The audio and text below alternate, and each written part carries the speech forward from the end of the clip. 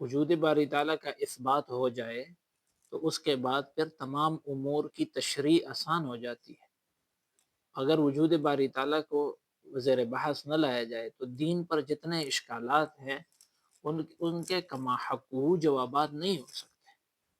لہٰذا وجود باری تعالیٰ کی بحث یہ مرکزی بحث ہے ملحدین کے ساتھ۔ مصنف نے اپنی اس کتاب کے اندر وجود باری تعالیٰ پر 7 دلائل ذکر کیے ہیں جو 7 ابواب ہیں۔ یہ تیسرا باب ہے جس میں سب سے پہلے انہوں نے برہان العقل کو بیان کیا ہے، اور اس کے بعد جو باب ہے اس کے اندر برہان الفطرہ کو بیان کیا ہے۔ یہ دونوں براہین ہماری علم کلام کی کتابوں میں ہم نے نہیں پڑھے، نہ برہان العقل پڑھا ہے نہ برہان الفطرہ پڑھا ہے۔ ٹھیک ہے جی، ان دونوں کی تشریح انشاءاللہ آسان بھی ہے، آج کے درس میں انہی دونوں پر ہم بحث کریں گے۔ اس کے بعد پھر اگلی جو دلیل ہے، تیسرے پانچواں باب جو ہے وہ ہے برہان الحدوث۔ ٹھیک ہے جی، حدوث العالم کی دلیل وجود باری تعالیٰ پر، جس کو کلام کازمولوجیکل آرگومنٹ بھی کہتے ہیں۔ تو یہ جو کازمولوجیکل آرگومنٹ ہے یا حدوث العالم کی دلیل ہے، یہ ہماری علم کلام کی کتابوں کی مرکزی دلیل ہے، اور آپ نے شرح العقائد کے اندر اور اسی طرح دیگر کتاب عقائد کی جتنی بھی لکھی گئی ہیں، بلکہ متکلمین نے اسی دلیل کو ہی اصل بنایا ہے، اور یہ متکلمین کی دلیل سمجھی جاتی ہے۔ انہوں نے پہلی مرتبہ متکلمین نے اور قرآن نے ہی اس کو بیان کیا ہے۔ اس کے بعد دلیل الامکان ہے۔ دلیل الامکان جو چھٹا باب ہے، دلیل الامکان یہ بھی وجود باری تعالیٰ کی دلیل ہے جو قدیم فلاسفہ نے پیش کی، یہ فلسفیوں کی دلیل کہلاتی ہے۔ دلیل الامکان کس کی دلیل ہے؟ فلاسفہ کی دلیل ہے۔ اور ابھی جو مناظرہ ہوا تھا مفتی شمائل کا اور جاوید اختر کا، اس کے اندر مفتی شمائل نے دلیل الامکان ہی کو اصل بنایا تھا، اور یہ ابن سینا کی دلیل اس کو کہتے ہیں۔ ہمارے ہاں کچھ مناظرین جو ہیں وہ دلیل الحدوث پیش کرتے ہیں عمومی مناظروں میں، اور کچھ دلیل الامکان پیش کرتے ہیں۔ یہ بہت پکی اور مضبوط دلیلیں ہیں۔ ٹھیک ہے جی، اور اس سے اگلا باب جو ہے وہ بھی بہت اہم ترین اس کا ہے، دلیل کا ہے، وہ ہے دلیل الانتظام، جس کو ڈیزائن آرگومنٹ کہتے ہیں۔ اور پرانے زمانے میں، یعنی جب یہ یورپ کا نیا زمانہ شروع ہوا، نشأت ثانیہ ہوئی، تو اکثر الہیین جو ہے وہ ڈیزائن آرگومنٹ پیش کیا کرتے تھے، اور ڈیزائن آرگومنٹ پہ باقاعدہ ہیوم نے رد کیا تھا، اس کے تائید میں ہمارے علماء نے کتابیں لکھی ہے، اور اس دلیل کا مصدر اور مبدا وہ ابن رشد ہے۔ وہ انشاءاللہ ہم جب دلیل بیان کریں گے تو اس کے تفصیل بیان کریں گے کہ کس کس نے یہ دلیل پیش کی ہے، سب سے پہلے یہ دلیل کس نے پیش کی۔ اور اس کے بعد جو ہے وہ برہان الاخلاق ہے۔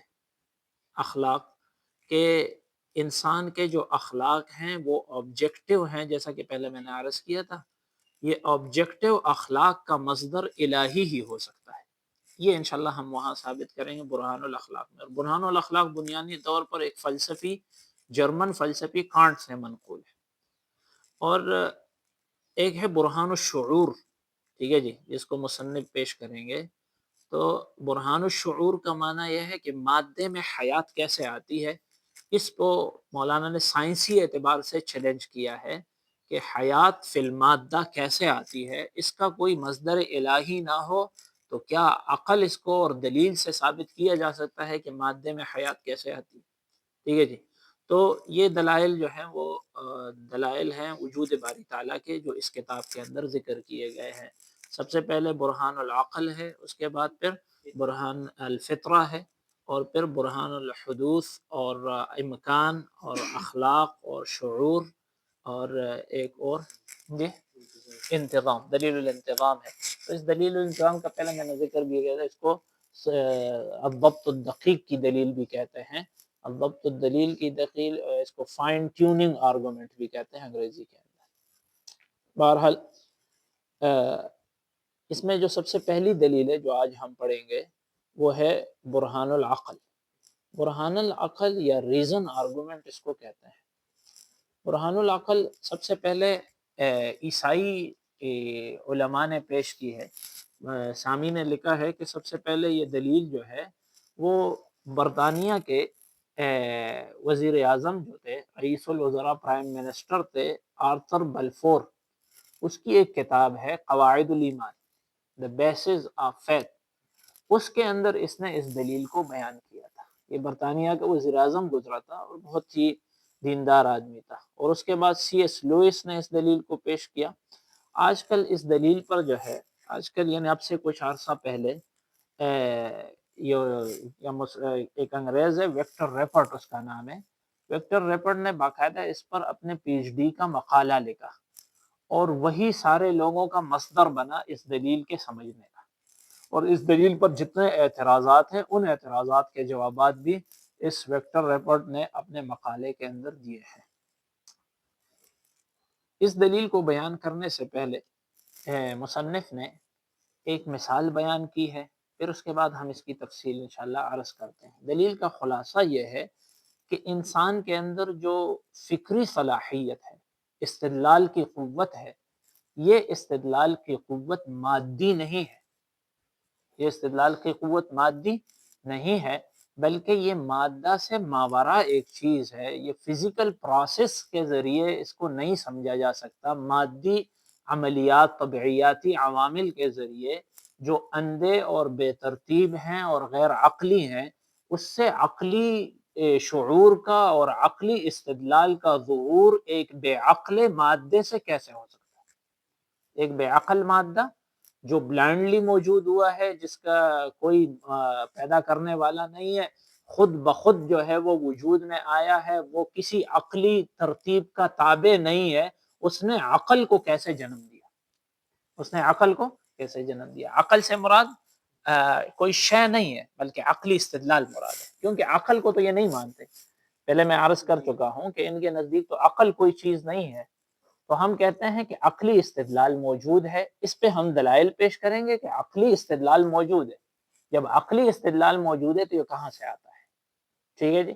تو اس برہان العقل کا خلاصہ یہ ہے کہ مادہ جو اندھا اور غیر عقلی ہے اور بغیر الٹب بے ترتیبی کے ساتھ موجود ہوا، اس نے ایک منظم نظام عقل فکری استدلال کا کیسے ایجاد کیا یا کیسے یہ موجود ہوا؟ ٹھیک ہے جی۔ اور اس دلیل کی جو حاصل ہے، اس دلیل کا جو حاصل ہے وہ یہ ہے کہ ہمارے جو استدلال کا حاصل ہوگا، کبھی تو ہم صغرا کبرا کے ساتھ وجود باری تعالیٰ کو ثابت کرتے ہیں کہ یہ ہے کل عالم متغیر و کل العالم متغیر و کل متغیر حادث، کہ عالم جو ہے وہ متغیر ہے، متغیر حادث ہوتا ہے، لہذا عالم حادث ہے، اور پھر ہر حادث کا ایک محدث ہوتا ہے، لہذا عالم کا محدث ہے۔ یہ طریقہ استدلال جو ہے یہ استخراجی منطقی طریقہ ہے، ٹھیک ہے جی۔ کبھی کبھی آج کل کی منطق میں استدلال جو ہے وہ ہوتا ہے اول تفسیر سے، best interpretation of a thing, کہ کسی چیز کی افضل تفسیر کیا ہو سکتی ہے جس کو عقول قبول کریں اور انسان اس کو قبول کرے، ٹھیک ہے جی۔ تو یہاں استدلال کا طریقہ ہمارا اول تفسیر کا ہے، ٹھیک ہے جی، اور بیسٹ انٹرپریٹیشن آف تھنگ کا ہے کہ کسی چیز کی اچھی وضاحت کیا ہے، ٹھیک ہے جی، جس کو سارے لوگ مانے کہ یہی اچھی وضاحت ہے، دوسری وضاحتوں میں اشکالات ہیں، اس وضاحت میں اشکال نہیں ہے، اس کو انسانی نفس قبول کرتا ہے۔ تو یہاں استدلال اس سے ہے کہ یہ جو عقلی استدلال کا طریقہ ہے، فکری صلاحیت ہے انسان کی، اس فکری صلاحیت کی اول تفسیر وہ مادہ نہیں ہے اور مادی فزیکل پروسیس نہیں ہے جو بلائنڈ ارریشنل ہیں اور غیر عقلی ہیں، بلکہ اس کی اول ترین تفسیر وہ ایک ذات کیا نام ہے، ذات واجب کا وجود ہے، جس نے اس انسان کے اندر، اس مادی انسان کے اندر یہ ایک وہبی اور روحانی چیز رکھی ہے، تو وہبی روحانی چیز اس کے اندر رکھی گئی ہے، ٹھیک ہے جی۔ تو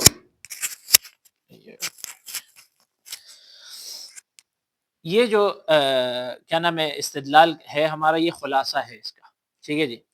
اور اس استدلال کو سمجھنے سے پہلے مصنف نے ایک مثال بیان کی ہے کہ دیکھیے ایک ٹیکسی ڈرائیور ہے، آپ اس کے ساتھ بیٹھتے ہیں، ٹیکسی میں، ٹھیک ہے جی، وہ آپ کو آپ کے منزل مقصود تک پہنچاتا ہے۔ اگر اس کی آنکھیں کھلی ہیں تو وہ آپ کو آپ کی منزل تک بآسانی پہنچا سکے گا۔ لیکن ایک ٹیکسی ڈرائیور ہے، جب آپ اس کے ساتھ بیٹھتے ہیں تو وہ اپنی آنکھوں پر پٹی باندھ لیتا ہے اور پھر ڈرائیونگ کرتا ہے۔ تو کیا یہ ڈرائیور جو اپنے آنکھوں پر پٹی باندھے ہوئے جو ہے وہ آپ کو آپ کے منزل تک پہنچانا چاہتا ہے، کیا یہ آپ کو آپ کی منزل تک پہنچا سکتا ہے؟ نہیں پہنچا سکتا۔ کہتا ہے یہی مثال ہے اسلام کی اور ایتھیزم کی۔ اسلام کی مثال جو ہے وہ اس ڈرائیور کی ہے جو آنکھیں جس کی کھلی ہیں، اور اسلامی ورلڈ ویو جو ہے، اسلام سے یہاں مراد کیا ہے، یعنی اسلام کا نقطہ نظر مراد ہے، اور ایک ہے ایتھیسٹک ورلڈ ویو، اس کی مثال جو ہے وہ آنکھوں پر پٹی باندھے ہوئے ڈرائیور کی ہے، وہ آپ کو آپ کے منزل مقصود تک نہیں پہنچا سکتا۔ کہتا ہے کہ اس مثال کو اب ممثل لہو پر منطبق کیجیے۔ انسان جب سوچتا ہے تو اس کے پاس مقدمات آتے ہیں، پریمیسز آتے ہیں، مقدمہ اولا، مقدمہ ثانیہ، صغرا کبرا، ٹھیک ہے جی۔ وہ صغرا و کبرا جب اس کے سامنے آتے ہیں تو اس کی مثال، یہ ان دونوں مقدموں کی مثال دو سواروں کی ہے جو کسی ٹیکسی پر بیٹھتے ہیں۔ ٹیکسی سے کیا مراد ہے؟ ٹیکسی سے مراد جو ہے وہ انسانی ذہن ہے، وہاں پر جو ہے وہ یہ مقدمات آتے ہیں اور بیٹھ جاتے ہیں۔ اب یہ انسانی ذہن جو ہے یا فکر جو ہے، عقلی تفکیر اور عقلی صلاحیت، اس کی مثال جو ہے وہ ٹیکسی ڈرائیور کی ہے، اور یہ ٹیکسی ڈرائیور جو ہے کھلی آنکھوں کے ساتھ ہو تو یہ آپ کو پہنچائے گا کس کی طرف؟ اس کے مقصود کی طرف۔ مقصود سے مراد نتیجہ ہے۔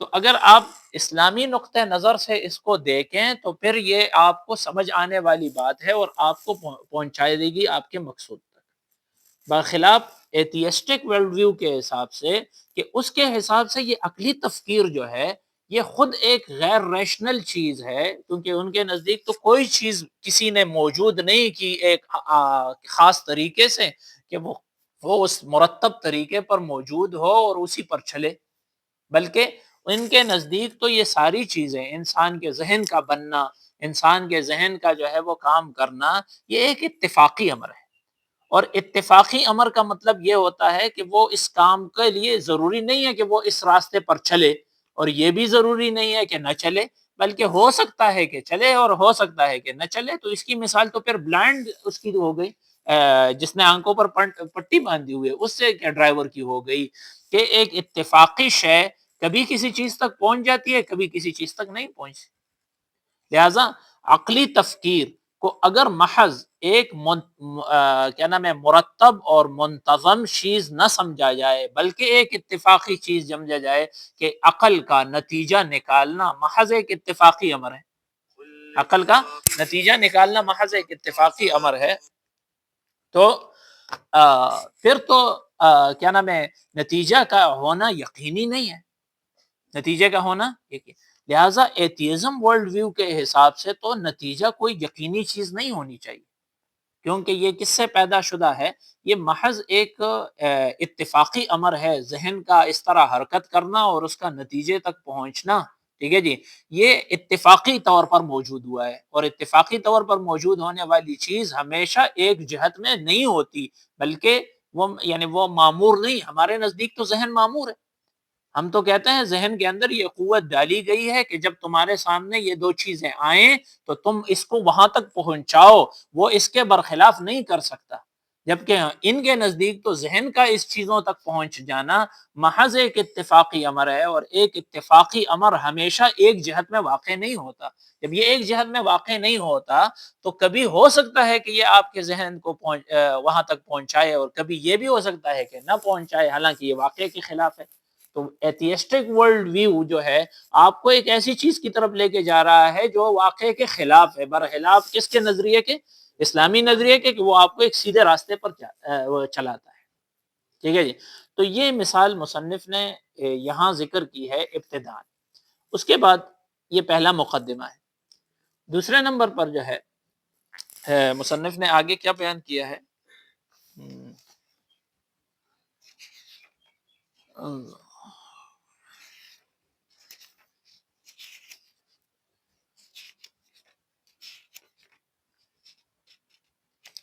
ایک مکالمہ بیان کیا ہے ایک ملحد اور مومن کا، ٹھیک ہے جی، کہ اس بحث کے اندر خوض سے پہلے ایک مکالمہ سنیں۔ مکالمہ یہ ہے کہ ایک ایتھیسٹ جو ہے وہ مسلمان سے کہتا ہے کہ میں کسی خدا کو نہیں مانتا۔ کیوں نہیں مانتا؟ کیونکہ خدا کے وجود پر کوئی عقلی دلیل نہیں ہے، ریشنلی ثابت نہیں ہے، ٹھیک ہے جی۔ وہ مسلمان اس کو کہتا ہے کہ یہ تم نے تو بڑی عجیب بات کی، ٹھیک ہے جی، کیا میں آپ سے ایک سوال پوچھنا چاہتا ہوں، ٹھیک ہے جی، کہ آپ نے کہا کہ یہ ریشنلی اور عقلی طور پر ثابت نہیں ہے، تو کیا تمہارے اندر عقلی سوچ کی صلاحیت موجود ہے؟ تمہارے اندر عقلی سوچ کی صلاحیت موجود ہے؟ تو وہ ایتھیسٹ اس کو کہتا ہے کیوں موجود نہیں ہے؟ اسی لیے تو کہہ رہا ہوں کہ عقلی طور پر اللہ تعالیٰ کا وجود ثابت نہیں ہے۔ تو مسلمان اس کو کہتا ہے کہ ذرا تم پہلے مجھے اپنے عقلی اس سوچ کی صلاحیت کی تفسیر بتاؤ کہ عقلی سوچ کی صلاحیت کسے کہتے ہیں، ٹھیک ہے جی، عقلی سوچ کی صلاحیت کسے کہتے ہیں؟ تو وہ کہتا ہے کہ عقلی سوچ کی صلاحیت یہ ہے کہ ہم جو ہے وہ مظاہر کو دیکھتے ہیں اور ان مظاہر کی ہم تشریح کرتے ہیں، ہم چیزوں کو دیکھتے ہیں اور ان چیزوں کی ہم کیا کرتے ہیں؟ تشریح کرتے ہیں، اور اس تشریح جو ہے وہ ایک فزیکل پروسیس کے ذریعے ہوتا ہے جو ہمارے کہاں ہوتا ہے؟ دماغ کے اندر ہوتا ہے، ٹھیک ہے جی۔ تو وہ مسلمان اس کو کہتا ہے کہ یہ جو تمہارا ایتھیسٹک ورلڈ ویو ہے کہ یہ جو ذہن ہے، یہ انسان کا دماغ ہے، یہ محض ایک مادی چیز ہے اور اس کے جو ہے وہ عملیات سارے کے سارے کیا ہیں؟ مادی ہیں۔ جب اس کے سارے عملیات مادی ہیں تو کیا نام ہے، یہ سوچتا کیسے ہے؟ سوچ جو ہے، ریشنل فیکلٹی جو ہے یا فکری صلاحیت، یہ تو غیر مادی چیز ہے، ٹھیک ہے جی، یہ تو کیا ہے؟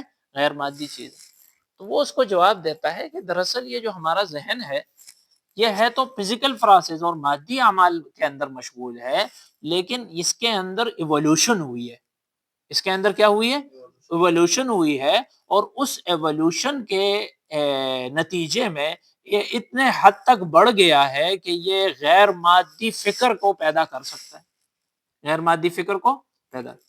مسلمان اس کو کہتا ہے کہ جب اس کی ایوولوشن ہوئی ہے تو یہ ایوولوشن جو ہے وہ مادی چیز ہی ہے، کوئی روحانی چیز تو نہیں آئی دماغ میں؟ کیا ہاں بالکل ہے، تو اسی طرح کہ ایوولوشن کے نتیجے میں آپ کے ذہن میں کوئی روحانی چیز آ گئی ہے یا محض وہی مادی چیز ہے؟ وہی مادی چیز ہے، اور وہی بلائنڈلی اور ارریشنلی موجود ہوئی ہے، ٹھیک ہے جی۔ جب یہ سارا ذہن آپ کا اسی طریقے سے موجود ہوا ہے تو پھر یہ کیا نام ہے، مادی چیز غیر مادی چیز کو کیسے پیدا کرتی ہے؟ آپ کے نزدیک تو غیر مادی چیز کوئی موجود ہی نہیں ہونی چاہیے، اور کوئی بھی مادہ غیر مادی چیز کو پیدا نہیں کرتا، ٹھیک ہے جی۔ ظاہر بات ہے کیوں پیدا نہیں کرتا؟ کیونکہ مادہ جس چیز پر مشتمل نہیں ہے وہ اس چیز کو کیسے پیدا کرے گا؟ آپ کے پاس جو ہے وہ 100 روپے نہیں ہے تو آپ مجھے 100 روپے کیسے دیں گے؟ ٹھیک ہے جی، یعنی اس کو ہمارے عربی میں کہتے ہیں فاقد الشیء لا یعطیہ، فاقد الشیء، جب ایک چیز آپ کے پاس ہے نہیں تو آپ دیں گے کیسے؟ تو یہ جو مٹیریل سٹف ہے اور یہ مادی چیز ہے، یہ مادی چیز ایک غیر مادی چیز کو کیسے جنم دے گی، یہ تو ہمیں سمجھ نہیں آتی، ٹھیک ہے جی۔ ملحد اس کو کہتا ہے کہ بھئی اس بات پر تو ہم متفق ہیں نا کہ کیا نام ہے، سوچتے تو ہم ہیں، سوچ تو ہمارے اندر موجود ہے، اگرچہ ایتھیسٹک ورلڈ ویو اس کی تفسیر نہیں کر سکتا، لیکن سوچتے تو ہیں۔ جب سوچتے ہیں تو بس یہ بات ہمارے درمیان متفق علیہ ہے، اسی پر اتفاق کر لیتے ہیں، تم خدا کی دلیل دو، تم خدا کے وجود کی کیا دو؟ دلیل دو۔ تو مسلمان اس کو کہتا ہے کہ خدا کے وجود کی کیا نام ہے، ذہن کی سوچ، جب تم نے کہا کہ میں مانتا ہوں اور میں بھی مانتا ہوں، تو ذہن کی سوچ ماننے کے ساتھ خود بخود الحاد رد ہو جاتا ہے، کیونکہ الحاد اس کی تفسیر سے عاجز ہے، الحاد اس کی ایک بدیہی امر ہے اور اس کی تفسیر سے الحاد نہیں کر سکتا، الحاد کے اعتبار سے تو وہ موجود نہیں ہونا چاہیے، تو تمہارا الحاد خود بخود اس امر بدیہی کے وجود سے راج ہے، تم کیسے الحاد کو اختیار کرتے ہو؟ یہی میری دلیل ہے، ٹھیک ہے جی، ہم جو یہاں دلیل پیش کر رہے ہیں وہ یہی پیش کر رہے ہیں کہ الحاد جو ہے وہ ایک امر بدیہی کو جو ہے وہ نہیں سمجھتا، جس کو ساری دنیا مسلمات میں سے قرار دیتی ہے، یہ الحاد کے ناکامی کی دلیل ہے، لہٰذا اس کو بطور مذہب اپنانے کی کوئی ضرورت نہیں۔ یہی تو خدا تعالیٰ کی، اور میں یہی کہتا ہوں کہ جب الحاد اس کی تفسیر سے عاجز ہے اور اللہ تعالیٰ نے اس کو موجود کیا انسان کے اندر، انسان محض مادی نہیں ہے بلکہ انسان مرکب من المادہ وال کیا نام ہے روح ہے، تو جب یہ بات ثابت ہو گئی اور یہ روح انسان کے اندر کس نے رکھی ہے؟ اللہ نے رکھی ہے، اس سوچ کی تشریح سے ہی اللہ کا وجود ثابت ہوتا ہے، سوچ کی تشریح سے ہی کیا ثابت ہوتا ہے؟ اللہ کا وجود ثابت ہوتا ہے۔ تمہارا نظریہ اس کو تفسیر نہیں کر سکتا اور میرا نظریہ اس کی تفسیر کر سکتا ہے، تو بس میرا نظریہ پھر صحیح ہے، افضل تفسیرا سے استدلال۔ یہ بات سمجھ آ گئی؟ یہ استدلال ہمارا کس سے ہے کہ سوچ کی تشریح وہ الحاد عاجز ہے اس کے کرنے سے، اور اسلام اور اللہ تعالیٰ کا الوہی نظریہ یہ اس کی تشریح کر سکتا ہے، یہ افضل تفسیر ہونے کے اعتبار سے قابل اعتماد، افضل تفسیر ہونے کے اعتبار سے کیا ہے؟ قابل اعتماد۔ یہ ہو گیا جناب دو مقدمات۔ تیسرا مقدمہ، ٹھیک ہے جی، وہ یہ ہے کہ استدلال کسے کہتے ہیں اور کیا یہ واقعی مادی چیز ہے؟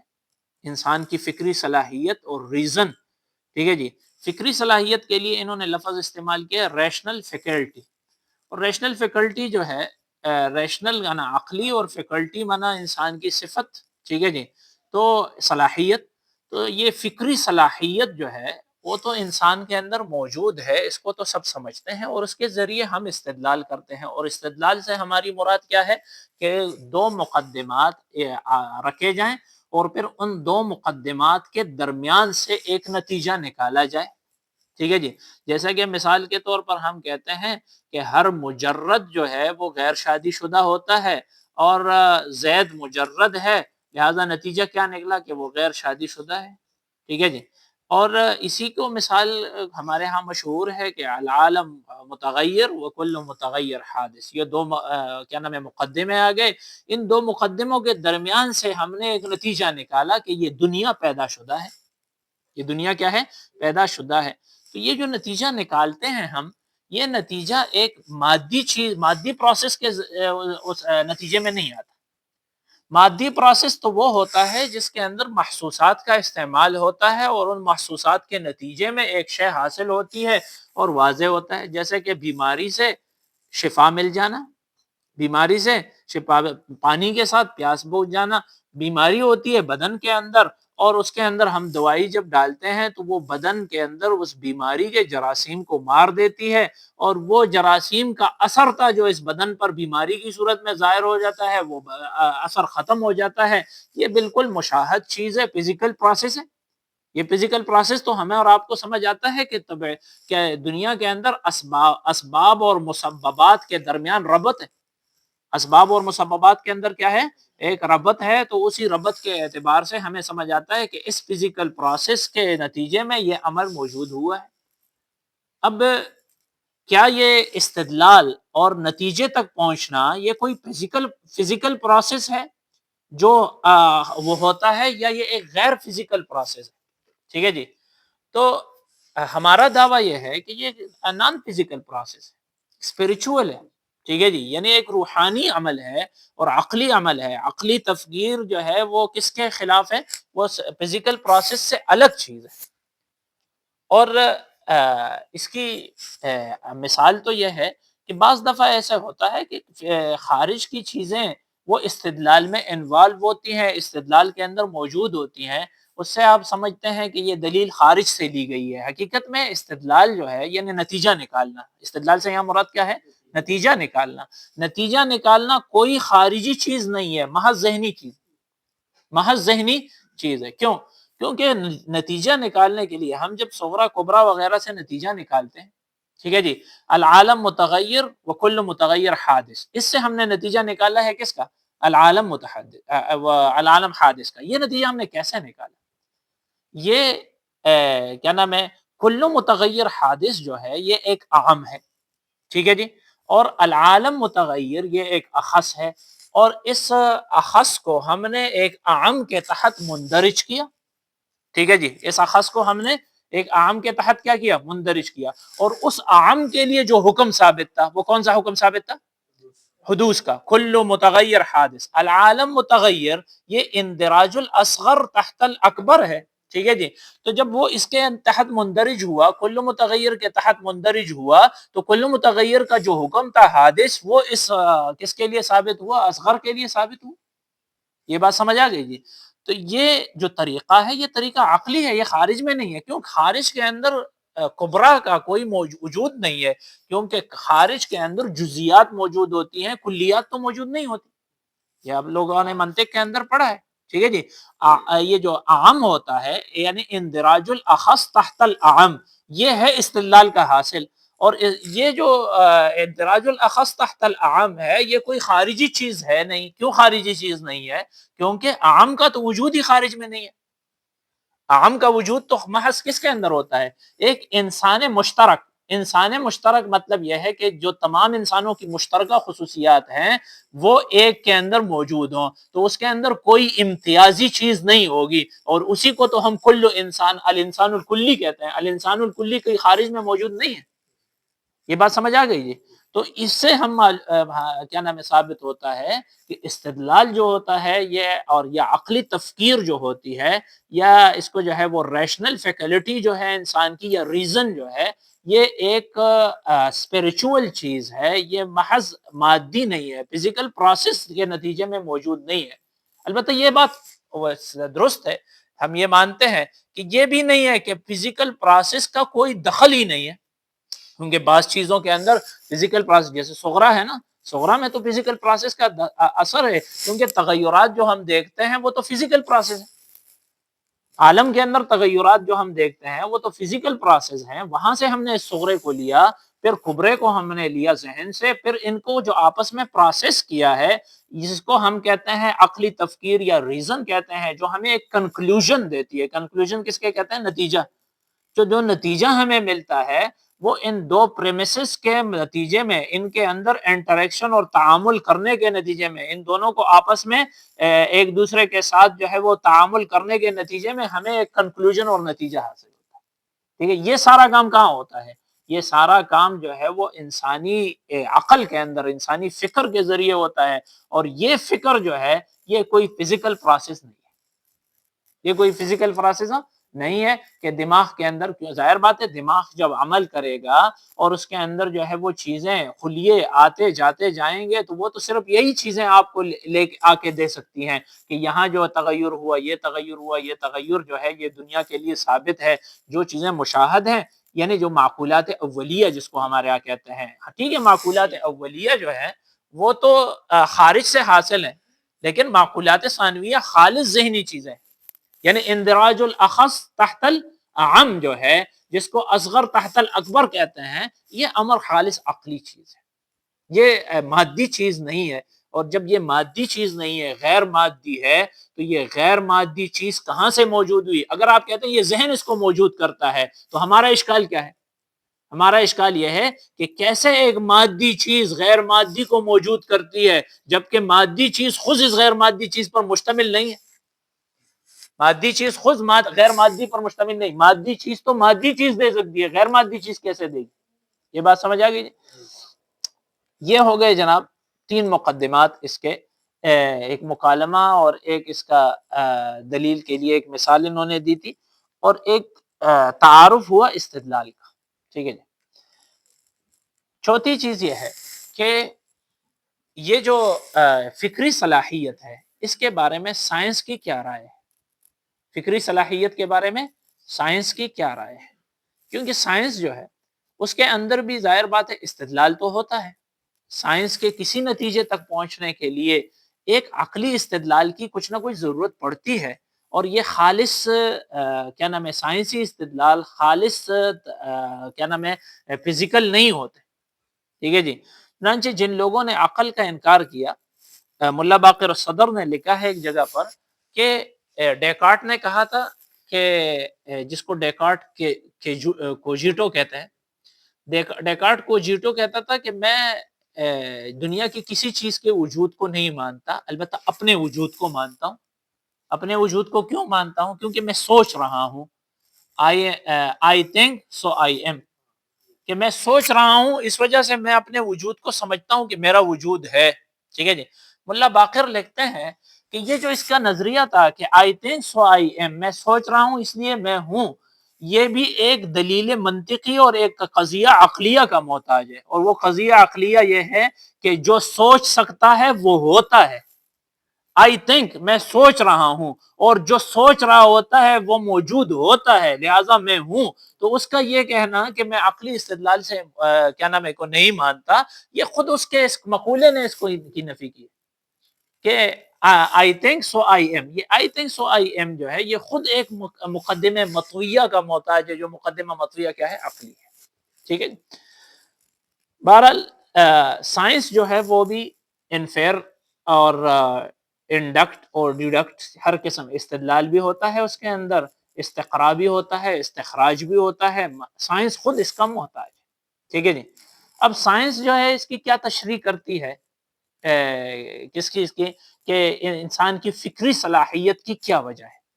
تو سائنس اس تشریح سے عاجز ہے دو وجہ سے۔ ٹھیک ہے جی۔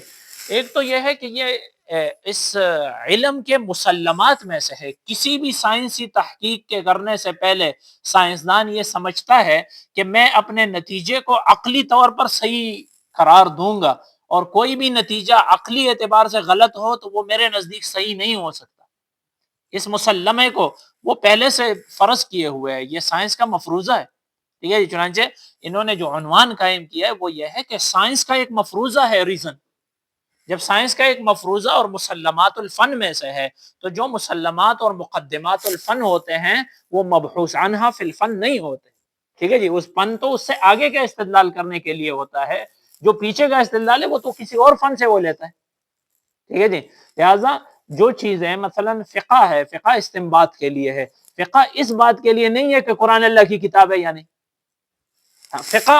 فقہ کے مقدمات میں سے یہ ہے کہ یہ اللہ کی کتاب ہے، اس وجہ سے اس سے جو حکم ثابت ہوگا وہ نص قطعی ہوگا، فرض کہلائے گا۔ تو سائنس فقہ نے پہلے قرآن کو اللہ کی کتاب سمجھ کر اس سے پھر احکام ثابت کیے ہیں، لہٰذا یہ مبحوث عنہ نہیں ہے فقہ کے اندر۔ فقہ کے اندر مقدمہ جو ہے قرآن کا اثبات کلام اللہ اور اس کا مصدر الہی ہونا، یہ مبحوث عنہ نہیں ہو سکتا۔ یہی حالت جو ہے وہ سائنس کی ہے ریزن کے ساتھ۔ سائنس جو ہے وہ ریزن کو قابل استدلال اور قابل کیا نام ہے اعتماد سمجھ کر پھر سائنسی تحقیقات کرتا ہے، اس وجہ سے سائنس کے لیے یہ مبحوث عنہ نہیں ہوگا۔ اگر سائنس کے لیے یہ مبحوث عنہ ہو جائے تو پھر دور لازم آئے گا۔ کیوں؟ کیونکہ وہ فکری استدلال کو کرنے کے لیے، ثابت کرنے کے لیے فکری استدلالی سے کام کرے گا۔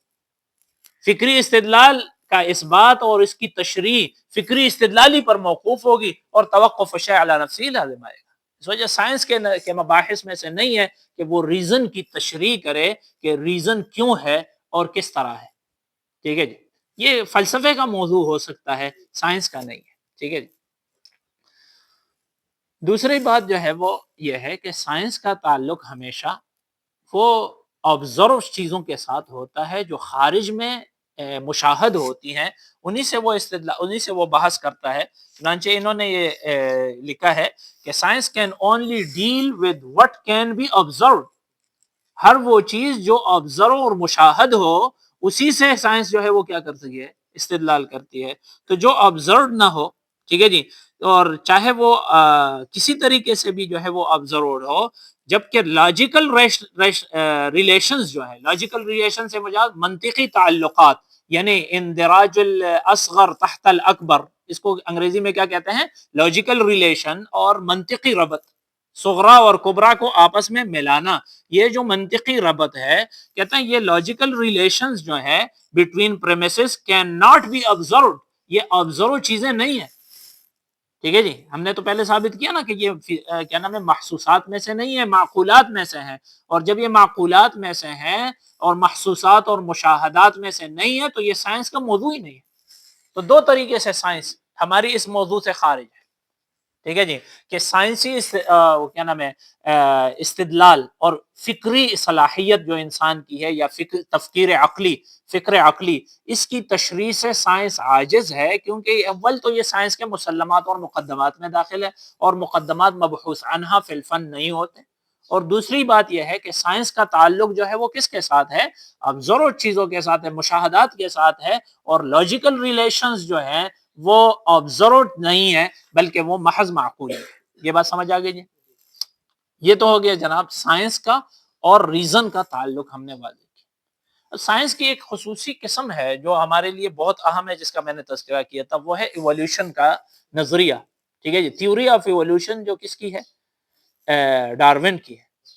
اس کے اعتبار سے جو ہے اس کی تشریح کی جا سکتی ہے یا نہیں کی جا سکتی۔ ایولیوشنرسٹ جو ہیں، جو کیا نام ہے ارتقائی قسم کے سائنسدان ہیں، انہوں نے اس کی تشریح کرنے کی کوشش کی ہے۔ ٹھیک ہے جی، وہ کہتے ہیں کہ یہ جو سائنس، پہلے بھی ہم نے اس کی طرف اشارہ کیا کہ یہ جو انسانی ذہن ہے، پہلے ایولیوشن کا جو تھیوری ہے اس کا میں خلاصہ بتاتا ہوں کہ ڈارون نے یہ نظریہ پیش کیا تھا کہ دنیا کے اندر جتنی انواع ہیں آج کل موجود، ان کا مبدا بسیط ہے، ان کا مبدا اور منشا جو ہے وہ ایک بسیط نوع ہے۔ ایک چیز جو ہے وہ موجود تھی، اس سے پھر دوسری چیز موجود ہوئی، اس سے پھر تیسری چیز ہوئی، اور مختلف انواع بنتے گئے۔ اور یہ جو انواع بنی ہے، اس کے اندر دو چیزیں انوالو ہیں، ایک سبب کے درجے میں ہے، غایہ کے درجے میں ہے۔ ٹھیک ہے جی، سبب جو ہے وہ اس کے لیے نیچرل سلیکشن ہوتا ہے، کہ فطرت خود انتخاب کرتی ہے کہ وہ کیا نام ہے کس چیز کو باقی رکھے اور کس چیز کو جو ہے وہ ختم کر دے۔ اب نیچرل سلیکشن وہ سبب کے درجے میں ہے، اور غایہ جو ہے، یا جو کیا نام ہے مقصود کس کو باقی رکھے گی؟ کہتا ہے اس کو باقی رکھے گی جو دو کام اچھے کر سکتا ہو، ایک اپنی ریپروڈکشن کر سکتا ہو، اور ایک فٹ فار سروائیول ہو، سروائیول یعنی بقا کے لیے فٹ ہو، اصلح، اس کو کہتے ہیں البقاء للاصلح۔ عربی میں کس کا ڈارون کے نظریے کا خلاصہ کیا ہے؟ البقاء للاصلح، کہ جو فٹسٹ ہوگا وہی سروائیول کرے گا، یعنی جو سب سے زیادہ فٹ ہوگا رہنے کے لیے، مقابلہ کر سکے گا نیچرل مصیبتوں کا اور تکلیفوں کا، اور جو اس کے مخالف چیزیں موجود ہوتی ہیں، تو جس کے اندر مقابلے کی صلاحیت ہوگی وہی باقی رہے گا۔ اور جو اپنی ریپروڈکشن کر سکتا ہے، اپنے بچے پیدا کر سکتا ہے، تو وہی باقی رہے گا۔ یہ دو صفت ہونی چاہیے، ایک تو ریپروڈکشن کی صفت ہونی چاہیے، اور ایک فٹ فار سروائیول ہونا چاہیے۔ اور وہ کہتے ہیں یہ جتنی انواع نئی بنتی گئی ہیں، اس کی وجہ یہ تھی کہ جب کائنات کے اندر مخالفتیں آتی گئیں، تو جو انواع تھے، جن انواع کے اندر جو ہے وہ اس کے مقابلے کی طاقت نہیں تھی، وہ ختم ہو گئے، اور جن انواع نے مقابلہ کیا، اب مقابلے کے لیے اس کی ایک صفت تھی اس کے اندر موجود تھی، لیکن وہ اتنی قوی نہیں تھی جو اس کا مقابلہ کر، اس نے کوشش شروع کی اس پر، اور جب کوشش شروع کی تو کوشش کرتے کرتے اس نے اس جہت کو مضبوط کر لیا، اور جب اس جہت مضبوط ہو گئی تو وہ اس کا مقابلہ کرنے لگی، اور یہ جہت جب مضبوط ہوئی یہ اس کی اگلی نسل میں ظاہر ہوئی، اور جب اگلی نسل میں ظاہر ہوئی تو نوع کی ایک نئی شکل سامنے آئی۔ مثال کے طور پر جو ہے سانپ ایک کمزور جانور تھا جس کے پاؤں تھے، لیکن وہ کمزور پاؤں وہ نظر آتا تھا اس کو، اور سارے جانور جو ہے اس کو مارتے تھے، تو اس نے پاؤں کا استعمال ترک کر دیا۔ ٹھیک ہے جی، اپنے مخالفات کو کیا مقابلہ کرنے کے لیے جب پاؤں کا استعمال کم ہوا، ختم ہوا، اور یہ زمین پر رینگنے لگا، تو اس کے وہ پاؤں ختم ہو گئے، اس کے وہ پاؤں کیا ہو گئے؟ ختم ہو گئے۔ یا اس طرح کی بہت سی مثالیں کہ جناب اس کے اندر یہ چیز موجود تھی، مثلا یہ جانور تھا، اس کے اندر پہلے یہ چیز موجود تھی، اب آنے والی انواع کے اندر یہ چیز ختم ہو گئی، اس وجہ سے پچھلی نوع کے اندر یہ چیز نہیں تھی، لیکن جب یہ ضرورت پیش آئی تو پھر اس نوع نے اس کی کوشش شروع کی کہ میں اس کا مقابلہ کروں، تو اس کے اندر یہ صفت ظاہر ہو گئی۔ تو اس طرح یہ اس کو کہتے ہیں نیچرل سلیکشن۔ اور نیچرل سلیکشن جو ہے یعنی کسی نوع کو فطرت باقی رکھتی ہے، کس نوع کو باقی رکھتی ہے؟ جس کے اندر دو صفتیں ہوں، ایک سروائیول، فٹ فار سروائیول ہو، اور فٹ فار سروائیول وہ ہوتی ہے جو اپنے کیا نام ہے مخالفتوں کا مقابلہ کر سکے، اور دوسرے اس کے اندر ریپروڈکشن کی صفت موجود۔ اب آتے ہیں جناب اس ریزن کی ایوولوشنری تشریح کیا ہے. ٹھیک ہے جی, ایوولوشنری تشریح اس کی کیا ہے کہ کیا ریزن کی ایوولوشنری کوئی تشریح ہو سکتی ہے یا نہیں ہو سکتی. تو اس بارے میں دو باتیں یاد رکھیے. ایک بات تو یہ ہے کہ خود ڈارون نے اس جگہ آ کر شک کا اظہار کیا. ٹھیک ہے جی, وہ یہ کہتا تھا, اس نے ایک خط کے اندر لکھا ہے جو انہوں نے نقل کیا ہے وہ خط. ٹھیک ہے جی, کہ انہوں نے اپنے ایک دوست کو خط لکھا تھا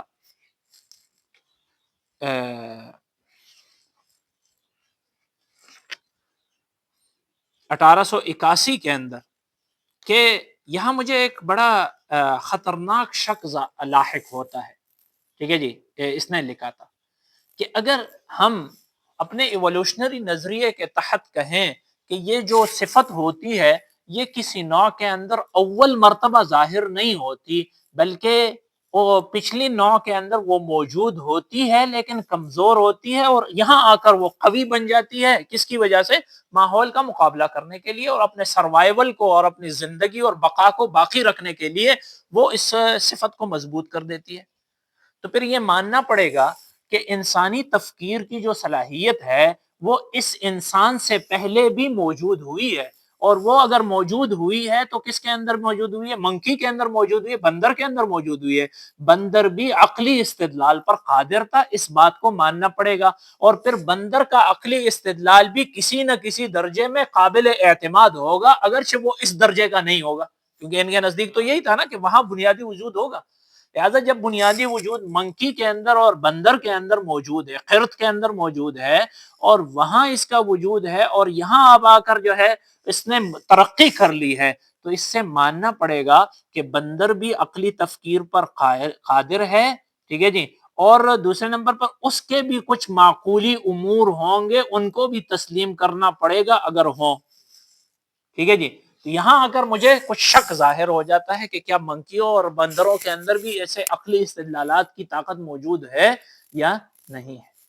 بہرحال یہ ڈارون نے خود اس جگہ آ کر شک کا اظہار کیا. جہاں تک جو ہے وہ ایوولوشنری بایولوجسٹ کا تعلق ہے, تو وہ کہتے ہیں کہ انسانی ذہن جو ہے وہ پہلے ذہن موجود ہے حیوانوں کے اندر, اور وہی ایوولوشن ہوتا ہوتا جو ہے وہ انسان کے اندر آیا, اور انسان کے اندر اس طرح آیا کہ انسان کے سروائیول کے لیے خیر و شر کی تمیز ضروری تھی. یہ جو ذہن ہے اور عقلی تفکیر ہے یہ اس کو خیر و شر کی تمیز بناتی ہے, اور خیر و شر کی تمیز انسان کی سروائیول کے لیے ضروری ہے, اور اس وجہ سے یہ انسان کے اندر جو ہے وہ پایا گیا. ٹھیک ہے جی, لہٰذا سروائیول انسان کے لیے جو ہے, انسان کو سروائیول کے لیے اور بقا کے لیے فٹ کرنے کے لیے اس کو یہ ذہن دیا گیا ہے, یہ عقلی اور منطقی سوچ دی گئی ہے. یہ منطقی سوچ انسان کی بقا کے لیے ضروری ہے, انسانی بقا کے لیے یہ منطقی سوچ کیا ہے؟ ضروری ہے. لیکن اس پر جو ہے مصنف نے رد کیا ہے کہ اس کے اندر بڑے مسائل ہیں, اور پہلا مسئلہ تو یہ ہے کہ یہ کہنا کہ حقیقت کو جاننا اور خیر و شر کو جاننا ہماری زندگی کے لیے ضروری ہے, یہ تو قابل تسلیم نہیں ہے. کہ اگر ہم خیر و شر کے اندر تمیز نہ کر سکے تو ہماری زندگی باقی نہیں رہ سکتی, ہماری زندگی باقی نہیں رہ سکتی. پہلے تو یہ بات قابل اشکال ہے. ٹھیک ہے جی, اور دوسرے نمبر پر جو ہے وہ اشکال یہ ہے کہ بہت سے ہمارے اسی ذہن کی پیداوار, یہ بڑا اچھا اشکال ہے کہ ہمارے اسی ذہن کے پیداوار بہت سے ایسے خواہشات ہیں جو ہمارے سروائیول کے منافی ہیں. یہ ذہن ہمیں ایسی چیزوں کی طرف لے کے جاتا ہے, جیسے کہ دیکھیے انسان نے جس نے امریکہ دریافت کیا, کولمبس, ٹھیک ہے جی, یا جو آسمانوں پر دریافت کے لیے جاتے ہیں, کیا یہ ہماری سروائیول کے لیے ضروری ہے کہ ہم مریخ پر جائیں؟ بلکہ یہ انسان کی ایک خواہش ہے کہ جس کے پیچھے وہ چلتا ہے, اور اس کی یہ خواہش اس کو اس کے عقلی تفکیر نے عطا کی ہے. اور یہ خواہش جو ہے کہ میں سمندروں سے پار جا کر دیکھوں کہ کیا ہے, ماؤنٹ ایوریسٹ پر چڑھ کر دیکھوں کہ کیا ہے, K2 پر چڑھوں. کیا K2 پر چڑھنا انسان کی سروائیول کے لیے ضروری ہے؟ اسی ذہن نے جو انسان کو جو کچھ دیا ہے وہ تو اس کے سروائیول کے منافی ہے, نہ کہ سروائیول کے ساتھ فٹ ہے اور اس کے کیا ذریعہ ہے. لہٰذا آپ کا یہ کہنا کہ انسانی ذہن جو ہے یہ انسانی سروائیول ہی کے لیے ضروری ہے، یہ جو عقلی تفکیر ہے یہ قابل اشکال ہے۔ یہ تو ہو گئی جناب، اور اسی پر جو ہے آگے پھر انہوں نے کچھ عبارات پیش کی ہیں بڑی بہترین، کہ دیکھیے کبھی کبھی غلط عقائد بھی، یہ بھی بڑا اچھا استدلال ہے، کبھی کبھی غلط عقائد اور بے تمیزی جو ہے وہ بھی انسان کی سروائیول کا سبب بنتی ہے۔ ٹھیک ہے جی، ایک تو یہ کہ آپ حقیقت کو پہچانیں، حقیقت کو آپ پہچانیں گے منطقی تفکیر کے ذریعے، لیکن اگر آپ حقیقت کو نہ پہچانیں بلکہ ایک غلط عقیدہ رکھیں، وہ غلط عقیدہ آپ کی سروائیول کا سبب بنتا ہے۔ مثال کے طور پر کہتا ہے کہ یہ جو لیڈی بگ ہے یا لیڈی برڈ ہے، جس کو ہم جو ہے وہ مثال کے طور پر ایک آدمی کہتا ہے کہ ہر وہ حشرات الارض جس کے اوپر سرخ سرخ نشان ہو وہ پوائزنس ہوتا ہے، یعنی وہ زہریلا ہوتا ہے۔ ہر وہ حشرات الارض جس کے اوپر سرخ نشان ہو، سرخ لکیریں ہو، وہ زہریلا ہوتا ہے۔ لہٰذا وہ ہر اس حشرات الارض سے احتیاط کرتا ہے جس کے اوپر سرخ نشان ہو۔ یہ اس کے لیے تکلیف دہ ہے یا اس کے لیے بچاؤ کا ذریعہ ہے؟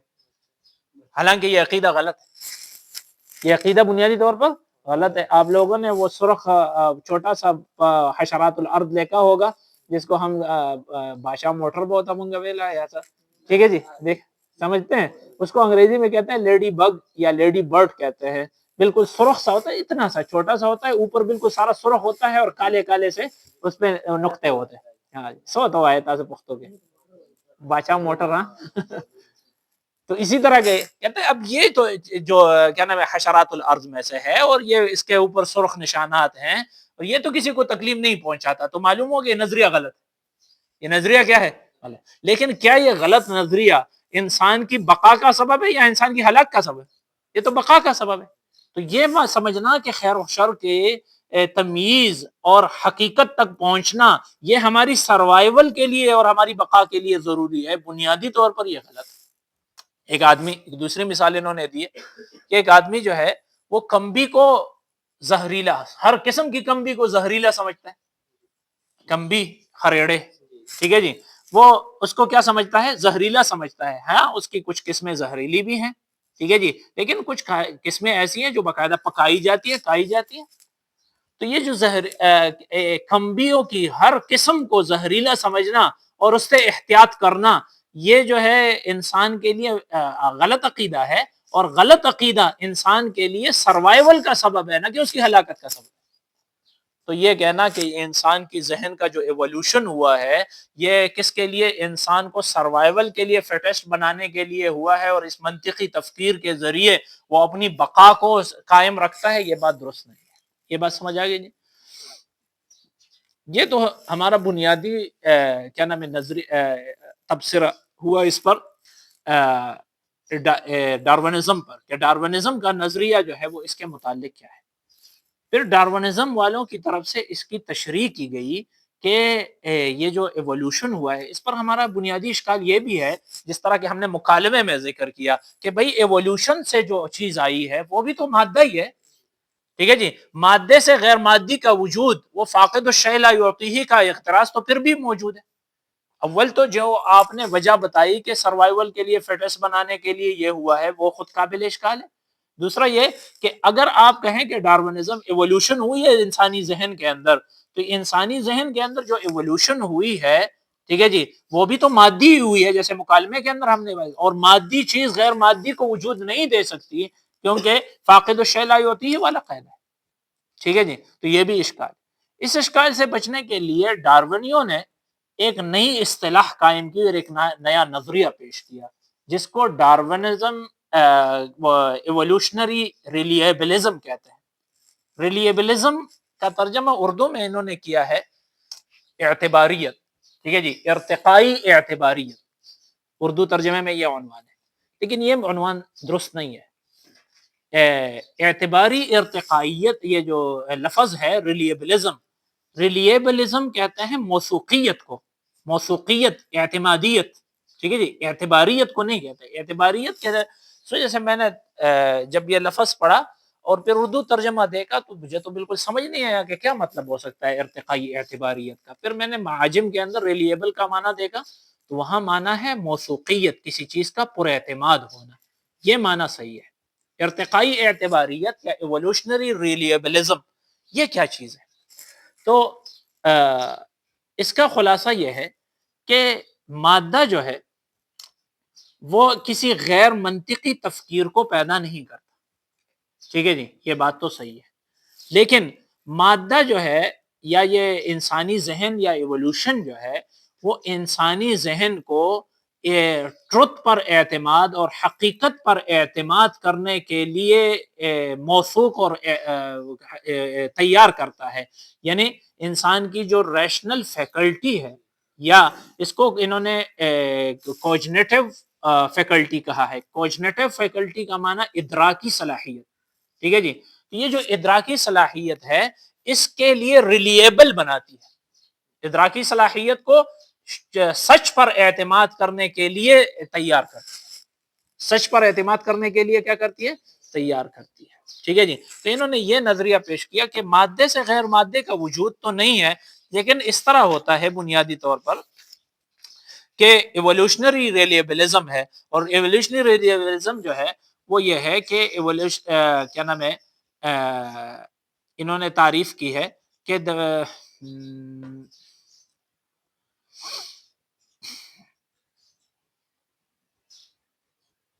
بایولوجیکل کنڈیشنز اور پریشر جو ہے وہ انسان کے اندر ایک صفت پیدا کرتی ہے، وہ ہے اعتماد کی صفت، موثوقیت اور اعتماد، ٹھیک ہے جی، کی صفت. کس چیز پر؟ انسان کی ادراکی صلاحیت کے اندر سچ پر اعتماد کرنے کی قوت، سچ پر اعتماد کرنے کی قوت. یہ کون سی؟ یہ ایوولوشن سے پیدا ہے. یہ کس سے پیدا ہے؟ ایوولوشن سے پیدا ہے. یہاں پر اس نظریے پر مصنف نے دو طریقے سے رد کیا ہے.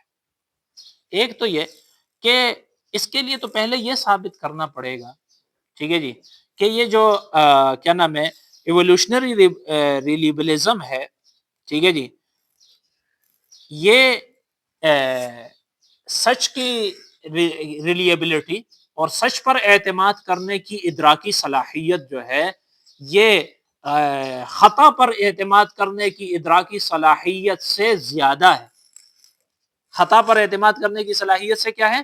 زیادہ. ایوالوشن نے اس کو پیدا کیا ہوگا جب اس صورت میں کہ جب ہم یہ سمجھیں کہ انسان کی سچ پر اعتماد کرنے کی طاقت وہ جھوٹ پر اعتماد کرنے کی طاقت سے زیادہ ہو. حالانکہ یہ ثابت نہیں ہے، یہ ثابت نہیں ہے. بہت سے لوگ یعنی سچ پر اعتماد کرنے کی طاقت خاص لوگوں میں ہوتی ہے کہ جو اس بات کو سن کر جو ہے وہ اس کے سچ ہونے یا جھوٹ ہونے پر اور اس کے کیا نام ہے کی تمیز کر سکیں. بہت سے وہ ہیں جو جھوٹ پر اعتماد کر لیتے ہیں.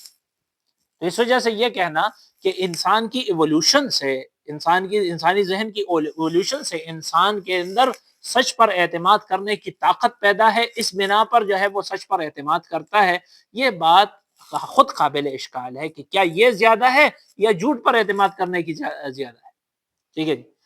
اور دوسرے نمبر پر حاصل تو وہی ہوا کہ یہ انسان کے سروائیول کے لیے ضروری ہے.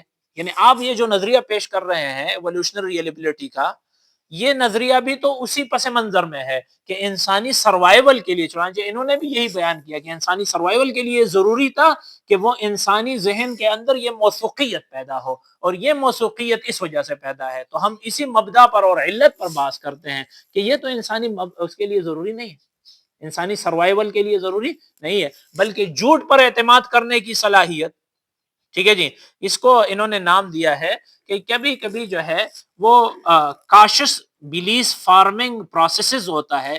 انسان کے اندر ایک احتیاط وہ کیا نام ہے محتاط عقلی رائے، یہ محتاط عقلی رائے جو ہے کبھی جھوٹ پر اعتماد کرتی ہے اور وہی اس کے سروائیول کا سبب بنتی ہے. کیسے؟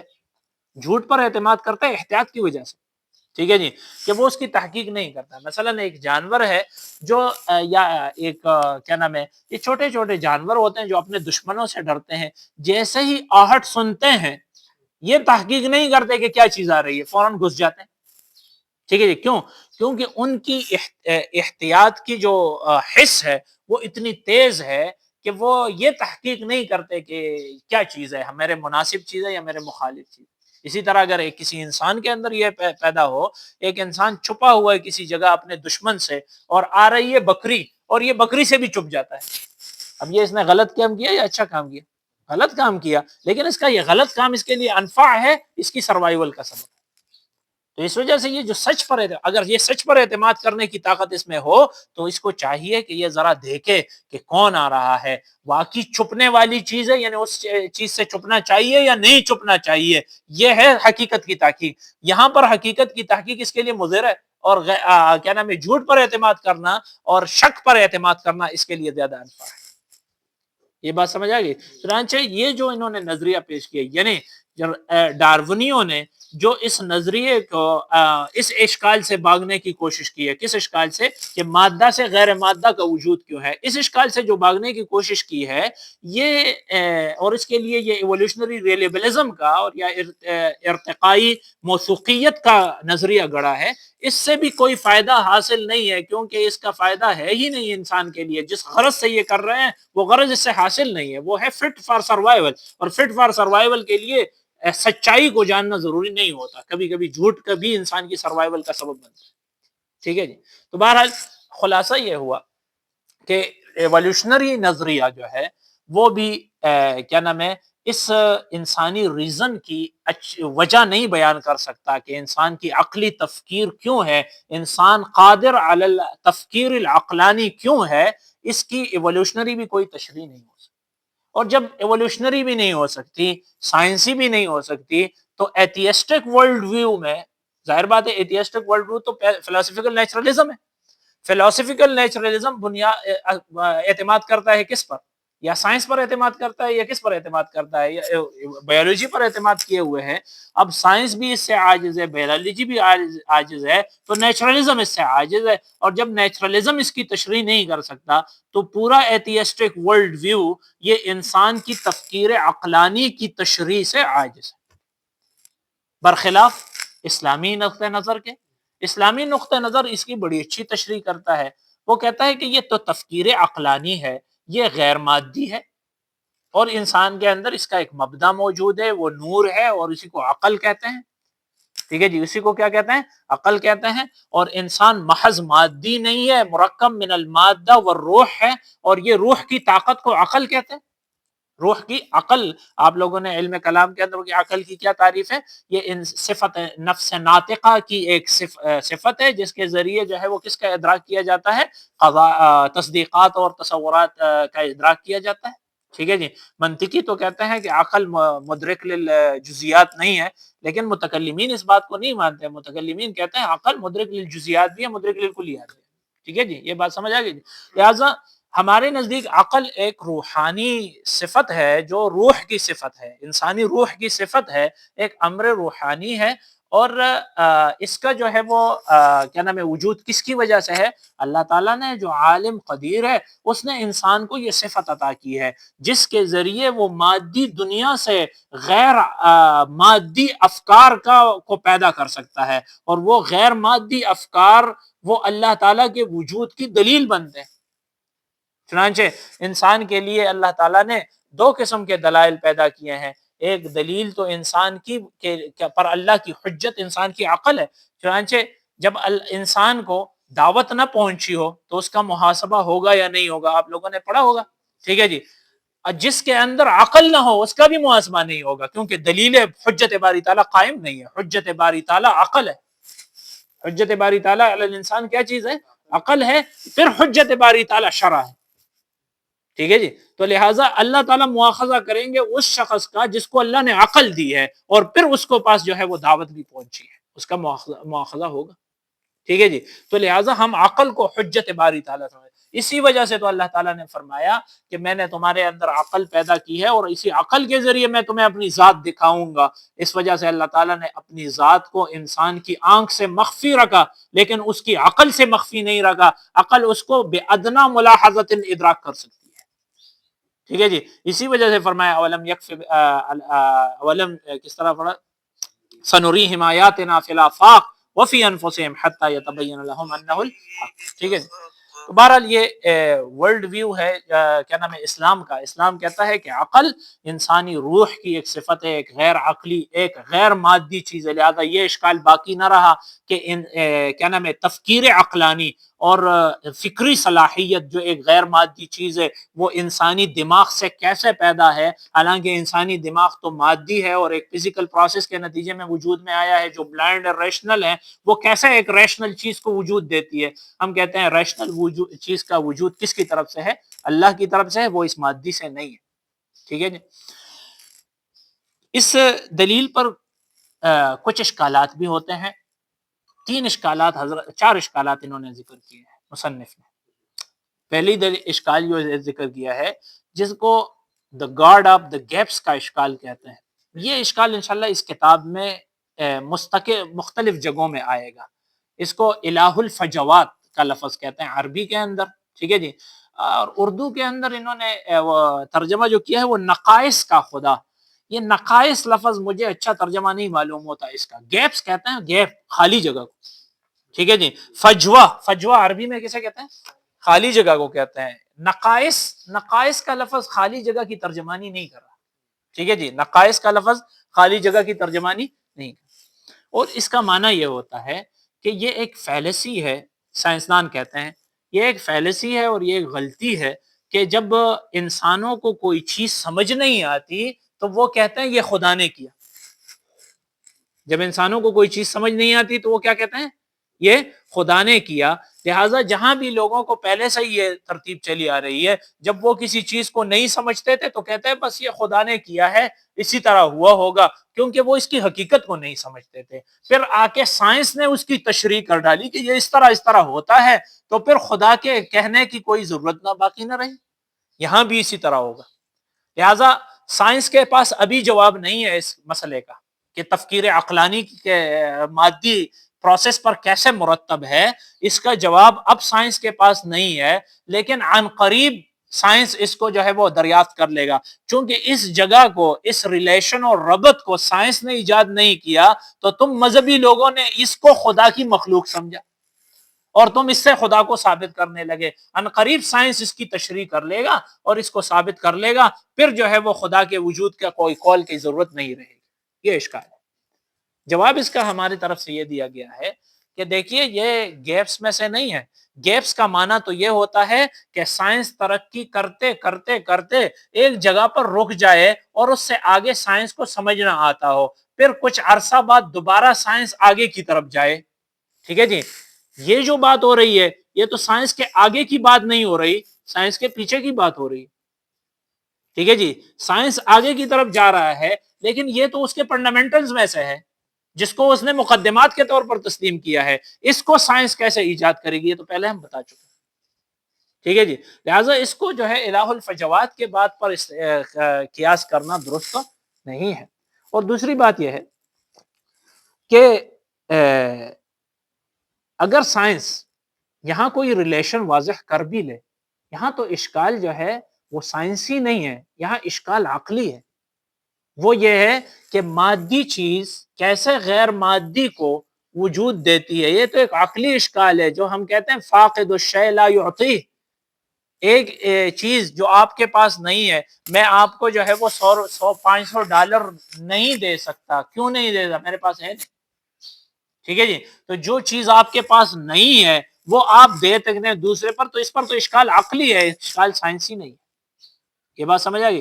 اس وجہ سے یہ الہ الفجوات کا کرنا یا جو ہے وہ گاڈ آف دا گیپس والا اشکال جو ہے وہ اس دلیل پر وارد کرنا درست نہیں ہے۔ دوسرا اشکال جو ہے وہ یہ ہوتا ہے کہ یہ پری سپوزیشنل کیا نام ہے آرگومنٹ ہے۔ پری سپوزیشنل آرگومنٹ جس کا اردو ترجمہ انہوں نے کیا ہے پیش قیاسی دلیل۔ پری سپوزیشنل آرگومنٹ، پیش قیاسی دلیل۔ پیش قیاسی دلیل کا معنی یہ ہوگا کہ آپ ایک ایسا مقدمہ رکھتے ہیں جس کی وجہ سے مجھے دلیل قائم کرنے سے روکتے ہیں۔ ایسا مقدمہ رکھتے ہیں، مثلا ایک آدمی کہتا ہے کہ آپ اس وقت تک استدلال جو ہے آپ کا مقبول نہیں ہوگا، ٹھیک ہے جی، جب تک آپ اپنے استدلال کی تشریح عیسائی مذہب کے ورلڈ ویو کے اعتبار سے نہ کریں۔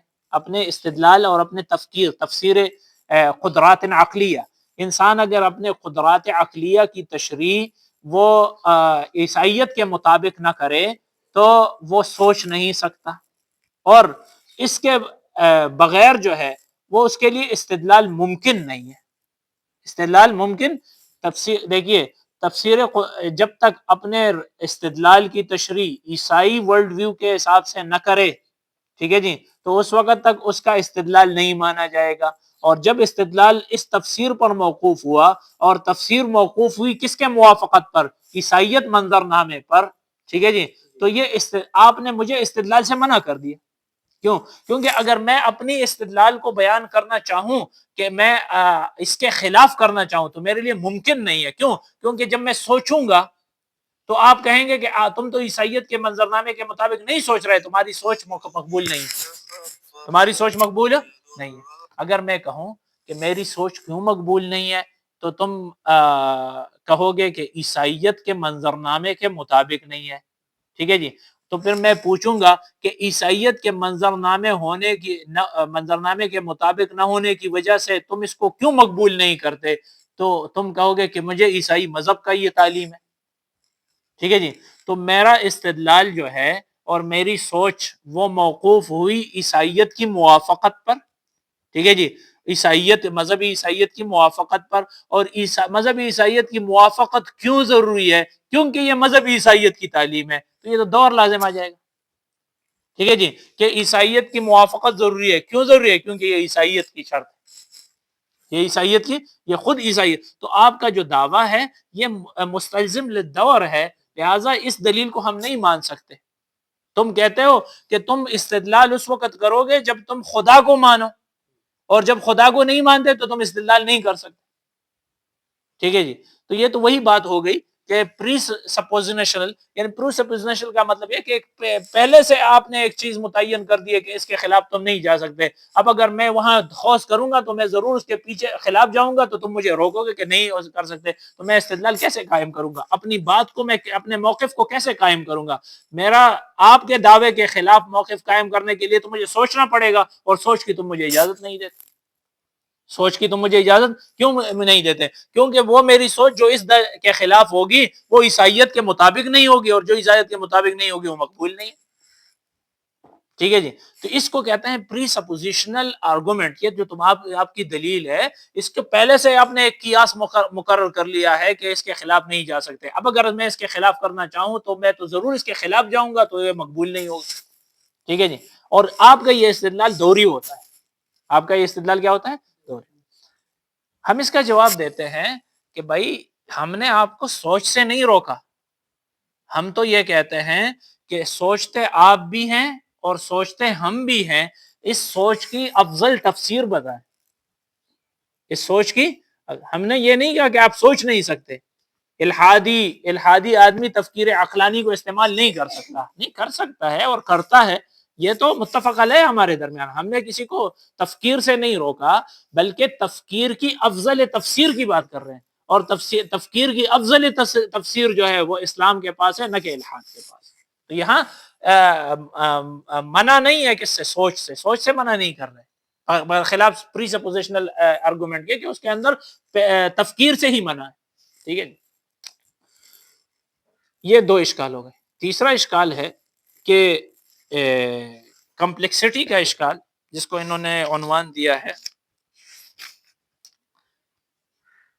Rationality can arise out of complexity. کہ یہ جو انسان کی عقلی تفکیر ہے یہ پیچیدہ ترکیب سے پیدا شدہ ہے، پیچیدہ ترکیب سے پیدا شدہ ہے. ان کا استدلال یہ ہے کہ یہ جو کیا نام ہے انسان کی عقل ہے، انسان کی عقل، اس کی جو کیا نام ہے کیا نام ہے انسانی ذہن جو ہے، عقل نہیں، انسانی ذہن جو ہے، اس کی فکر جو ہے یا اس کے اعمال جو ہیں وہ اتنے پیچیدہ ہو جاتے ہیں، اور پیچیدہ ہونے کے بعد اس سے ایک فکری اور عقلی سوچ کا اس سے ابھر آتی ہے، عقلی سوچ اس سے ابھر آتی ہے. تو کمپلیکسٹی جو ہے یعنی پیچیدگی، اس سے جو ہے وہ سوچ عقلی پیدا ہوتی ہے، ٹھیک ہے جی، جس کو انسان حل نہیں کر سکتا. اس کو ان لوگوں کو جو یہ کہتے ہیں کہ انسانی عقل جو ہے یعنی عقلی تفکیر جو ہے یا فکری صلاحیت، یہ ذہن کی پیچیدگیوں سے اور ذہن کے پیچیدہ اس سے عمل سے جو ہے پیدا شدہ ہے، ذہن کے پیچیدہ عمل سے جس کو سائنس نہیں سمجھ سکتی، تو اس پیچیدہ عمل سے چیز پیدا ہو سکتی ہے۔ ان لوگوں کو کہتے ہیں ایمرجنٹ میٹیریلسٹ، ایمرجنٹ میٹیریلسٹ، ایمرجنس ویسے کہتے ہیں انبثاق کو اور انتشار کو، ٹھیک ہے جی۔ لہذا اس عربی کے اندر اس کا ترجمہ کیا ہے المادیون الانبثاقیون یا المادیہ الانبثاقیہ۔ المادیہ الانبثاقیہ کا معنی یہ ہوتا ہے کہ مادہ ہے، میٹیریلزم ہے، اور اس میٹیریلزم سے وجود آیا ہے ایک اممیٹیریل چیز کا، ٹھیک ہے جی۔ کس کے ذریعے؟ ایک پیچیدہ عمل کے ذریعے جس کو انسان نہیں سمجھ سکتا۔ چنانچہ یہ لوگ یہ کہتے ہیں کہ پیدا شدہ ہے، لیکن یہ سیدھا سادہ عمل نہیں ہے، بلکہ اس کے اندر کمپلیکسٹی ہے، اور کبھی کبھی کمپلیکسٹی جو ہے وہ کس کو وجود دیتی ہے؟ کیا نام ہے، ایک نئی چیز کو وجود دیتی ہے جو پہلے سمجھ نہیں آتی۔ کہتے ہیں کہ اس کی مثال آپ یہ سمجھیں، اور یہ کہتے ہیں کہ بعد میں جو ہے وہ سائنس کبھی کبھی اس کمپلیکسٹی کے اس پر جو ہے تشریح پر قادر ہو جاتی ہے، کبھی نہیں ہوتی، ٹھیک ہے جی۔ چنانچہ انہوں نے مثال دی ہے کہ جیسے کہ یہ کیا نام ہے، پانی ہے، پانی کو لوگ پہلے جو ہے وہ مفرد سمجھتے تھے اور عنصر سمجھتے تھے۔ چنانچہ پرانے لوگ جو ہے وہ کہتے تھے کہ پانی جو ہے وہ عناصر میں سے ہے، لیکن در حقیقت پانی عناصر میں سے نہیں تھا، بلکہ یہ مرکبات میں سے تھا، ٹھیک ہے جی۔ تو اصل میں یہ دو گیسوں کا مجموعہ تھا، اور ان گیسوں کا جو آپس میں انٹریکشن تھی اور ان کا تعامل تھا وہ ایسا پیچیدہ تھا جو انسانوں کو سمجھ نہیں آتا تھا، لہٰذا انہوں نے کہا کہ یہ عنصر ہے، ٹھیک ہے جی۔ حالانکہ وہ حقیقت میں عنصر نہیں تھا، مرکب تھا۔ یہی حال ہمارے اس تفکیر عقلانی کا بھی ہوگا کہ تفکیر عقلانی جو ہے وہ مادہ سے ہی پیدا ہے، لیکن مادے کی ایمرجنسی کمپلیکس ہے کہ اس انسان اس کو سمجھ نہیں سکتا، اس وجہ سے وہ کہتا ہے کہ یہ تو اس سے پیدا نہیں ہو سکتا، ٹھیک ہے جی۔ ہم کہتے ہیں کہ جی یہ تشریح نہیں ہے، یہ تو عدم علم کا اظہار ہے، یہ تو کیا ہے کہ ہم اس کو نہیں سمجھ سکتے، تو یہ تو وہی بات ہو گئی، اور یہ اس کو کوئی سائنسی رائے نہیں سمجھا جا سکتا کہ ایک کمپلیکسٹی ہے تو کمپلیکسٹی کو علت مانا جائے، کمپلیکسٹی تو کوئی علت نہیں ہوتی، کمپلیکسٹی کا اقرار تو اقرار جہالت ہے، اس وجہ سے اس کو اس کی تشریح قرار دینا، اور یہ وہی بات ہوئی، اس پر وہی اشکال ہوا کہ کمپلیکسٹی بھی مادی ہے، اور مادی کمپلیکسٹی سے تو وہی اشکال ہوگا کہ فاقد الشیء لا یعطیہ، جب تک آپ خارجی کوئی چیز نہیں ملائیں گے، اگر مادہ ہی ہے تو اشکال باقی ہے۔ ہاں اگر آپ یہ کہیں کہ کمپلیکسٹی اس طریقے سے ہے کہ وہ مادی شے جو ہے کسی غیر مادی شے کے ساتھ خلط ہو گئی ہے اور پھر اس سے ایک خالص غیر مادی چیز وجود میں آ گئی ہے، تو اس کو ہم مان سکتے ہیں جب غیر مادی چیز کا انوالومنٹ ہے، لیکن جب غیر مادی چیز کی کوئی انوالومنٹ نہیں ہے تو پھر آپ کا یہ کہنا کہ ہم اس پر منطقی اور عقلی اشکال ہے کہ جب مادے کے اندر غیر مادی چیز کے صلاحیت نہیں ہے تو وہ کیسے بناتی ہے، ٹھیک ہے۔ یہ تو تیسرا اشکال ہو۔ چوتھا آخری اشکال، بہت اہم اشکال ہے، وہ یہ ہے کہ آپ کہتے ہیں کہ ہمارا ذہن مادی ہے اور مادی چیز غیر مادی چیز پر قادر نہیں ہوتا، تو آج کل کمپیوٹر ہیں، اور کمپیوٹر کس طرح عقلی حسابات کرتے رہتے ہیں اور عقلی دلائل پیش کرتے رہتے ہیں، کمپیوٹر بھی تو ایک مادی چیز ہے، کمپیوٹر تو سارے کا سارا مادہ ہی ہے، اور اس کمپیوٹر کو آپ دیں صغرا کبرا، وہ آپ کے لیے کیا نکالے گا؟ نتیجہ نہیں، جس طرح آپ کا ذہن نتیجہ نکالتا ہے، صغرا کبرا بھی وہ کیا نام ہے، کمپیوٹر بھی نکال سکتا ہے، اے آئی بھی نکال سکتا ہے آپ کے لیے نتیجہ۔ پھر ہم اس کے دو جوابات دیتے ہیں۔ ایک جواب تو یہ ہے کہ دیکھیے، ایک ہوتا ہے کیا نام ہے، سائنٹیکس، ٹھیک ہے جی، اور ایک ہوتا ہے کیا نام ہے،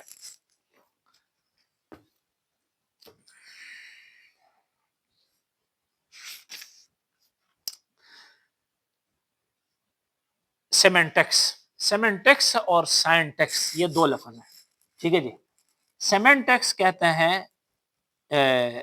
دلالت علی المعنی، ٹھیک ہے جی۔ سیمنٹکس جو ہے وہ ذو دلالت ہونا اور معنی والا ہونا، اور ایک ہے سائنٹکس۔ سائنٹکس کا معنی مجرد عبارت ہونا، ٹھیک ہے جی۔ تو سائنٹکس اور سیمنٹکس، ہمارا جو ذہن ہے وہ جب کسی چیز کے اندر تصرف کرتا ہے تو وہ سیمنٹکس کے تحت کرتا ہے، یعنی وہ الفاظ کو ان کے معنی کے پس منظر میں لے کر اس میں کچھ تصرف کر رہا ہے، الفاظ کو ان کے معنی میں کے ساتھ لے کر، یعنی معنی سے جو ہے وہ انسان کے اندر جو ہے وہ انسائٹ پیدا ہوتی ہے، بصیرت پیدا ہوتی ہے، اور پھر اس بصیرت کے ذریعے وہ تصرفات کرتا ہے، ٹھیک ہے جی۔ اس کو جو ہے وہ سیمنٹیکل کیا نام ہے تصرفات کہتے ہیں یا سیمنٹکس کہتے ہیں۔ جبکہ جو کمپیوٹر جو ہے نا، کمپیوٹر جو تصرف کر رہا ہے وہ محض الفاظ کو دیکھ کر رہا ہے، وہ معنی کو نہیں سمجھتا، ٹھیک ہے جی۔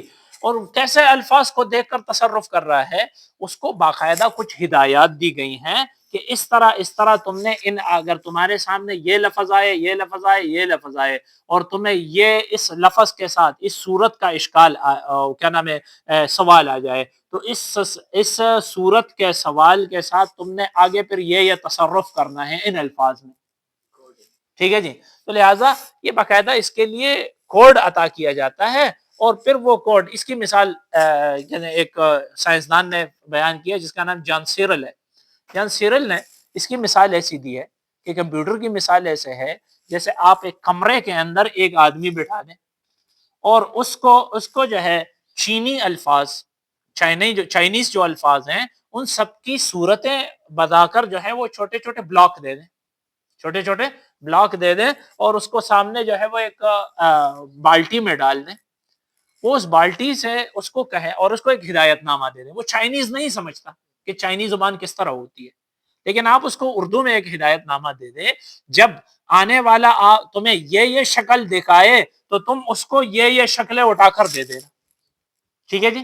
اب آنے والے نے یہ چیزیں دکھائیں کہ یہ ہیں، تو اس نے جا کر اندر سے وہ چیزیں جلدی جلدی نکالی، اس کے سامنے ایسے ترتیب سے رکھ دی، ٹھیک ہے جی۔ اور پھر اس کے بعد دوسرا آیا، دوسرے نے ایک شکل دکھائی، اس نے اس شکل کو دیکھ کر پھر وہاں سے وہ چیزیں نکالی اور سامنے رکھ دی، ٹھیک ہے جی۔ تو یہ جو اشارات اور رموز کے ذریعے کام کرنا ہے، اب یہ آدمی چائنیز زبان نہیں سمجھتا، وہ جو آنے والا ہے وہ چائنیز زبان سمجھتا ہے، اس نے چائنیز زبان کی کوئی چیز مانگی تھی اور اس نے اس کا جواب اس کو مہیا کر دیا، لیکن یہ اس کی جو وہ تھا کام تھا، وہ خدمت تھی، وہ سیمنٹکس پر مبنی نہیں تھی، سینٹیکس پر مبنی تھی، یعنی اشارات اور رموز پر مبنی تھی، ٹھیک ہے جی۔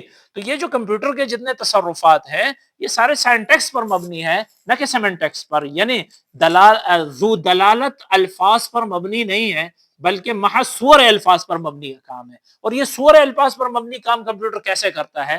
اس کے لیے لوگریتمز کے اصول ہے، خوارزمیات کے اصول ہیں، جن کے ذریعے سے ان ساری چیزوں کو متعین کیا گیا ہے کہ تم نے اس صورت کا کیا کیا جواب دینا ہے۔ تو لہٰذا وہ اس صورت کا وہ جواب مہیا کرتا ہے ان اصولوں کی بنیاد پر۔